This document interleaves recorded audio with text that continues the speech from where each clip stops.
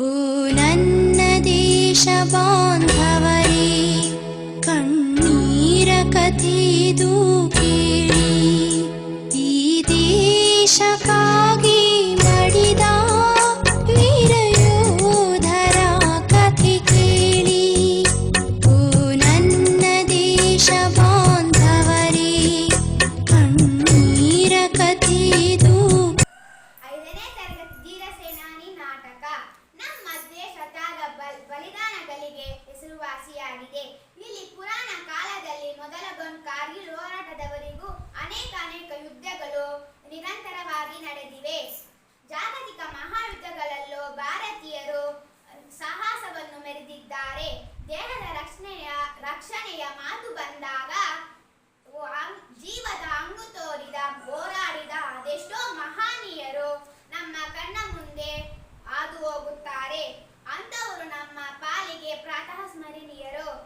ಭಾರತದಲ್ಲಿ ಅನೇಕ ಜನ ಮೇಧಾವಿಗಳು, ವೀರ ಯೋಧರು, ವಿಜ್ಞಾನಿಗಳು, ಸಾಧಕರು ಜನ್ಮ ತಾಳಿದ್ದಾರೆ.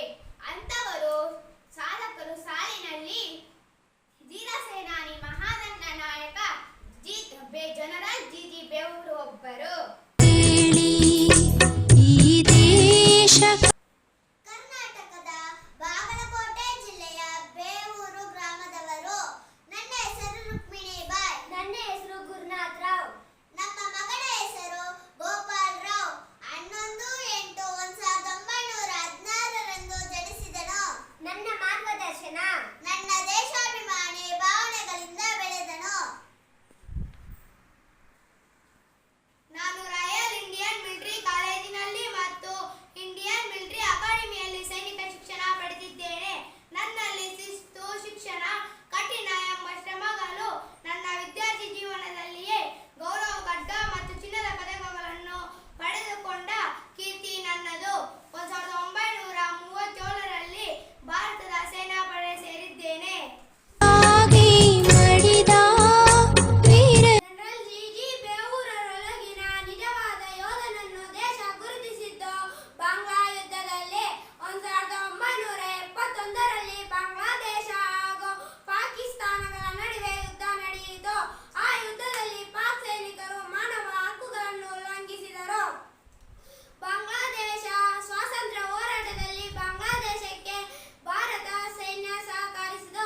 ಆಗ ಬೇವೂರರು ಪಶ್ಚಿಮ ಪಾಕಿಸ್ತಾನದ ಕಡೆಗೆ ನುಗ್ಗಿದರು. ಪಶ್ಚಿಮ ಪಾಕಿಸ್ತಾನದ ಕಡೆಗೆ ನುಗ್ಗೋಣ ಬನ್ನಿ.